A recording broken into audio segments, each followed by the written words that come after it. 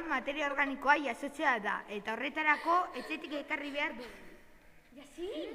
Hondartzako kuboetan edo taparretan ekartzea hobeagoa da, poltsa batean ekartzea baino. Hori egin eta gero dinamometroarekin pisatzen da. Eta ziurtatzeko balantza batekin pisatzen da. Lastoa hartu behar da.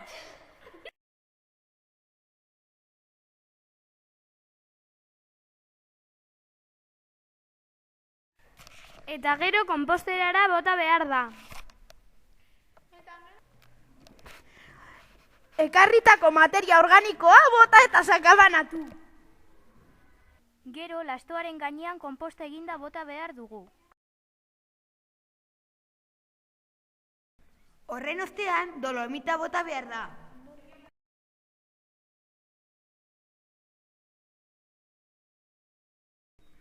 Horren ostean adartzoak bota behar dira. Ondoren, prozesua hau errepikatzen da. Lastoa egindako konposta, dolomita eta adartxoak botatzen dira. Ze ondo geratu den! Eta horrela espero dugu baratza gelditzea.